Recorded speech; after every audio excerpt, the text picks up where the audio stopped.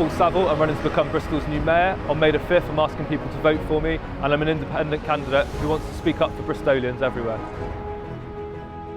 Hi, my name's Simon. I'm a resident in Bristol now for 19 years. I'd just like to ask Paul Saville a question on how he stands with the transport and parking in and around Bristol. Away from the actual mayor, it's about believing in Bristolians to make the decisions that affect everyone's lives. So I want to kind of bring in those voices, because it's the people that travel on the buses, it's the people that use the roads, it's the people that cycle to work. They're the people that really need to be consulted on the transport issues which plague Bristol at the moment. So number one, I want to try and bring in those voices and encourage participation into that process. More than anything though, I think we need to try and bring in the buses, which are owned by First at the moment. They've got a monopoly on our city. I think it's time that we brought buses back into public ownership so that the buses and the infrastructure is owned by the people and is provided for the people. Bristol City Council and the administration run roughshod over local people's opinions, not listening to what residents would like from residents' parking zones, for example. I'm more in favour of, after the debt is paid off, because Bristol City Council took a loan out on behalf of Bristolians of £10 million to fund the scheme. What I'm more in favour of is, after that debt's paid off, that residents park for free. I'm Lillian Bell, I'm a street artist in Bristol. Paul Saville, what do you intend to do about the Frontline Service cuts in Bristol? As many people know, we're facing massive cuts to our frontline services, and this is based on cuts at central government level. What I'm proposing is that we start a real fight back against this Tory government, and we stand for Bristolians. At the end of the day, there are frontline services that we should be protecting, and they should be funded properly.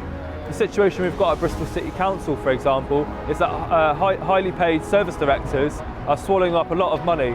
£2.4 million between 27 employees at Bristol City Council is absolutely outrageous for me. Rather than see cuts on the front line to our essential frontline services, we should start looking at Bristol City Council's higher ups, start to save money there.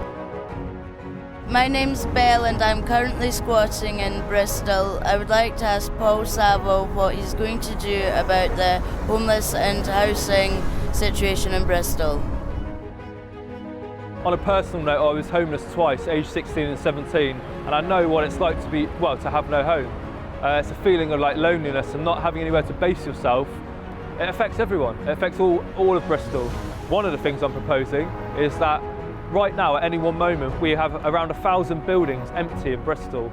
I'm proposing that we get those buildings open today or tomorrow and start using them for places where people can really start to rebuild their lives. The other thing is about rent prices in Bristol and the gentrification processes that are going on that are affecting our communities. What I'm proposing is that we start to look at rent caps so we see prices that people will pay for rent prices in Bristol. What I'm interested in is building more social housing rather than what other candidates are talking about, affordable homes. What do we mean by affordable homes anyway? Affordable to who? I'm more interested in building places where people can be part of, community spaces, more social housing which are affordable to everyday Bristolians. My name's Jonathan Reed. I'm in Bristol. I just wanted to know what truth and clarity Paul Saville would propose to be bringing to Bristol Council. Bob. On a day-to-day basis, I try and be as authentic as I can with people anyway. As mayor, I want to try and bring a new era of truth and transparency into everyday politics. People recognise when people are being honest with them. People recognise when they're being lied to. We've got a situation where people don't believe in politicians anymore, and that's not necessarily the case that all politicians are not to be trusted. It's just that the system's broken. Now, what I want to try and encourage is more people into the decision-making processes that go on in Bristol City Council that affect all of our lives and our communities.